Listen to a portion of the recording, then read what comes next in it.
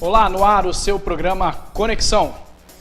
O programa que te informa sobre o Legislativo Federal, que é composto pelas duas casas do Congresso Nacional, Senado e Câmara dos Deputados.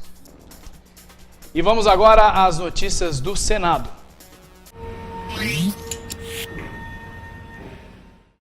Para ajudar o exportador brasileiro, o governo decidiu tornar permanente o programa que devolve ao empresário os tributos que foram cobrados ao longo da cadeia de produção. É o Reintegra, que você conhece melhor na reportagem de Mariana Abreu. Quando uma fábrica de automóveis compra aço para produzir carros, ela paga embutido no preço PIS e COFINS.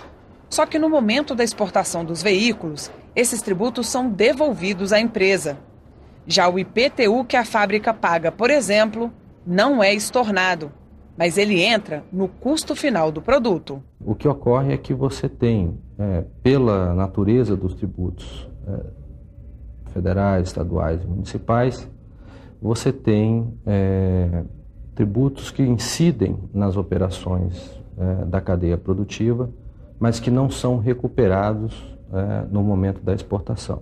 Para compensar esses tributos que não são devolvidos e ressarcir o empresário, o governo criou em 2011 o Reintegra, regime especial de reintegração de valores tributários para as empresas exportadoras.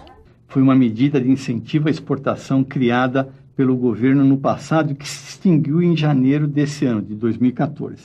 Esse regime visava contribuir com a competitividade das empresas exportadoras brasileiras por meio de uma restituição da tributação paga pelos exportadores para a Receita Federal da ordem de 3%. Com a MP 651, esse programa passa a ser permanente.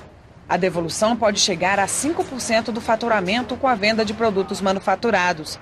Quem define o limite é o Executivo. Nós já estabelecemos que para 2014 e 2015, o valor será de 3%. Eles recebem um crédito tributário que eles podem ou deduzir de outros tributos federais, do próprio PIS e COFINS, que eu dei o exemplo, ou de outros tributos federais, ou podem pedir também o ressarcimento em dinheiro. Quando você reduz a carga tributária, você de alguma forma está melhorando a competitividade dessas empresas que são geradoras de trabalho e oportunidade. O Brasil caminha para ter um crescimento muito baixo esse ano. É importante que a gente melhore a condição do exportador, porque se você melhora a condição do exportador, ele exporta mais, ele gera mais divisas, ele gera mais empregos. Os senadores da Comissão de Assuntos Econômicos chegaram a um acordo para acabar com a guerra fiscal entre os estados. Eles aprovaram um projeto de lei que torna legais incentivos já oferecidos pelos estados para atrair investimentos de empresas. O texto altera o número de votos no Conselho Nacional de Política Fazendária para convalidar esses incentivos. Hoje é necessário a unanimidade. Conseguimos alterar a composição do CONFAS de forma acordada, é preciso dizer aqui, 2/3 no geral e 1/3 para as unidades federadas. Conseguimos estabelecer os prazos para cada uma das atividades envolvidas e, enfim, conseguimos distensionar a nossa relação com o CONFAS. Esses incentivos fiscais, eles foram importantes para a desconcentração econômica em nosso país. Não há um estado emergente do nosso país tão complexo que jamais teria em seu território investimentos que hoje podem ter se não fossem esses instrumentos. Damos uma sinalização, senhor presidente, muito importante para a sociedade, para os mercados, para o Supremo Tribunal Federal e para o Congresso Nacional, da firme vontade política deste Congresso, no sentido de avançarmos na reforma tributária e de fazermos um enfrentamento contra... E durante o mês de novembro, o Congresso Nacional e outros monumentos de Brasília estão iluminados de azul. O intuito é lembrar os homens que é vital fazer exames preventivos contra o câncer de próstata. Conheça agora os índices dessa doença na reportagem de Dante Ascioli e Glaciene Lara. O câncer de próstata é o segundo que mais mata os homens brasileiros. Só perde para o de pele. No ano passado, foram 60 mil casos e 12 mil mortes. Neste ano, as estimativas apontam a ocorrência de 69 1.000 novos casos de tumor de próstata.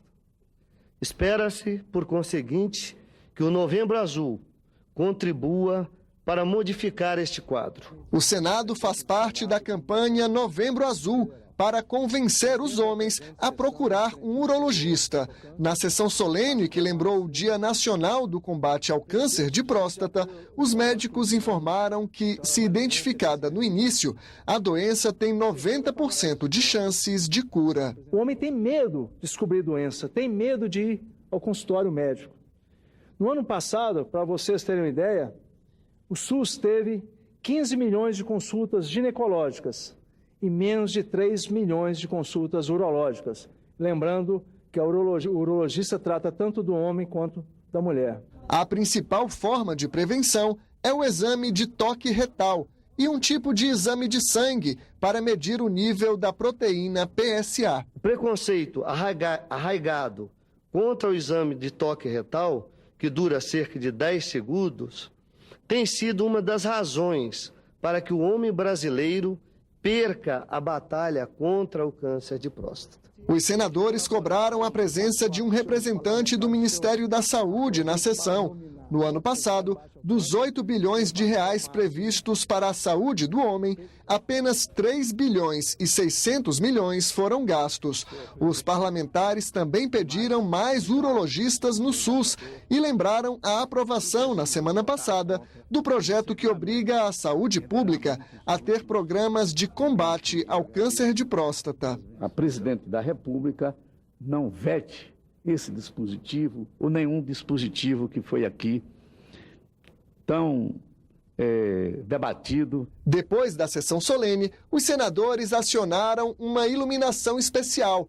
Durante todo o mês de novembro, o prédio do Congresso fica azul. Um senhor me procurou e falou: eu estou aqui, estou curado por causa da sua campanha. Aí eu acho que eu cumpri o meu papel como cidadã, né? E é esse o papel do Instituto. A lei que amplia o Simples Nacional foi sancionada esta semana pela presidente Dilma Rousseff. Agora, os profissionais liberais, como advogados, médicos, arquitetos e outros, vão poder aderir ao regime tributário simplificado. A cerimônia foi no Palácio do Planalto. Contou com a presença dos presidentes do Senado, Renan Calheiros, e da Câmara, Henrique Eduardo Alves. Com a sanção da presidente Dilma Rousseff, passam a valer as alterações na Lei das Micro e Pequenas Empresas, aprovadas pelo Congresso no mês passado. A nova lei amplia as categorias que podem aderir ao Simples Nacional. No Senado, o líder do governo no Congresso ressaltou a abrangência da nova lei. Se nós formos para o mundo da engenharia, o engenheiro civil, o engenheiro agrônomo, as várias áreas da engenharia, temos algo em torno de 500 mil profissionais liberais. Se você vai para o mundo da medicina, o médico, o cirurgião dentista, o veterinário, o enfermeiro, esse mundo todo também hoje está fora do Simples Nacional. A lei também facilita a abertura e o fechamento de novas empresas por meio do Cadastro Único Nacional. De acordo com o Sebrae, serão beneficiados mais de 450 mil empreendimentos em 142 atividades. As novas alíquotas variam entre 16,93% e 22,45%. O centenário do músico gaúcho Lupicínio Rodrigues foi comemorado em sessão especial na última segunda-feira, lá no Senado. Além dos senadores, amigos e intérpretes da obra de Lupicínio participaram da homenagem. Acompanhe. 5 adjetivos resumem bem a personalidade, a biografia e as obras deste gaúcho, boêmio e talentoso Lupicínio Rodrigues. Passional, brilhante, original, corajoso e perene, imortal, como é a sua obra. Eu só sei que quando eu a vejo, me dá um desejo de morte ou de dor. É muito bonito. Isso é filosofia pura. É de chorar, né? Ou de sorrir. A poesia tinha o sentimento da alma. A poesia tinha a candura do ser. A poesia tinha a elaboração daquilo que nós podemos encontrar e podemos hoje trazer aqui, por que o pai está perpetuado no seu centenário. Esses moços, pobres moços, se soubessem o que eu sei, não amavam, não passavam aquilo que eu já passei, por meus olhos, por meus sonhos, por meu sangue, tudo enfim é que eu peço a esses moços. Lupicínio Rodrigues nasceu em 16 de setembro de 1914 em Porto Alegre e morreu em 1974. A TV Câmara Ribeirão também sauda essa grande personalidade da nossa música. E agora é hora de mudar de casa. Vamos às notícias da Câmara dos Deputados.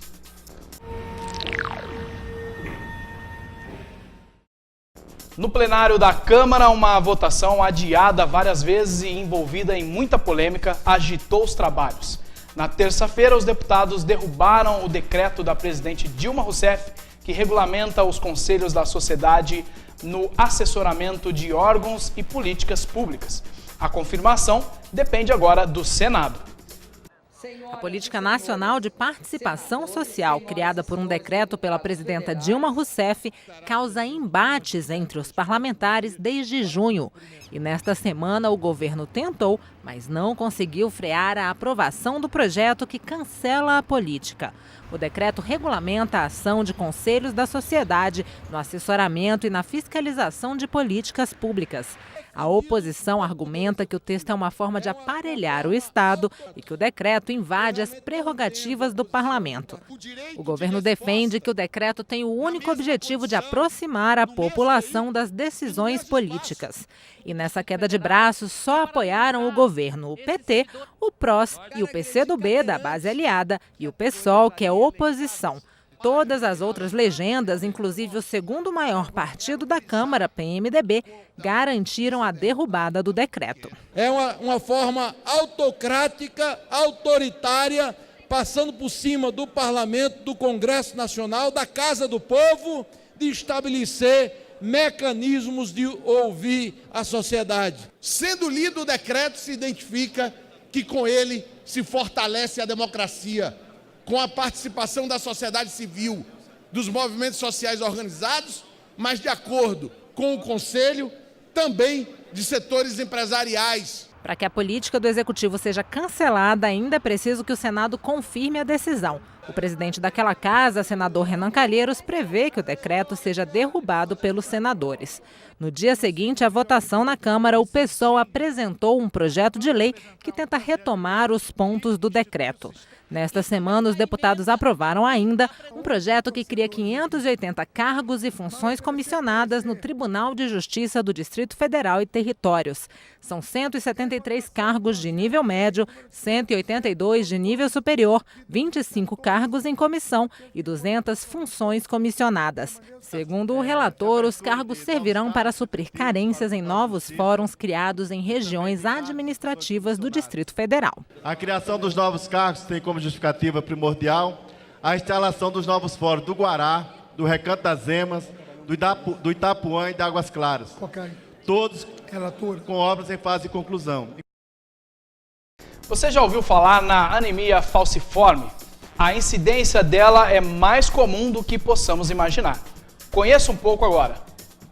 A anemia falciforme é a doença genética mais comum no Brasil, atinge principalmente a população negra e é causada por uma mudança na hemoglobina, que dá a coloração avermelhada ao sangue e ajuda no transporte de oxigênio pelo corpo. A alteração faz com que os glóbulos vermelhos fiquem mais duros, o que dificulta a circulação.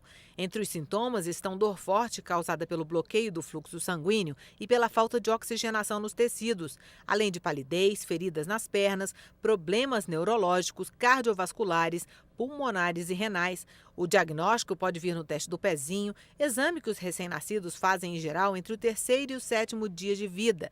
Os portadores precisam de acompanhamento médico constante para manter a oxigenação adequada nos tecidos e a hidratação, prevenir infecções e controlar as crises de dor. A Comissão de Seguridade Social e Família da Câmara dos Deputados aprovou o relatório com o diagnóstico de problemas na área de saúde da mulher.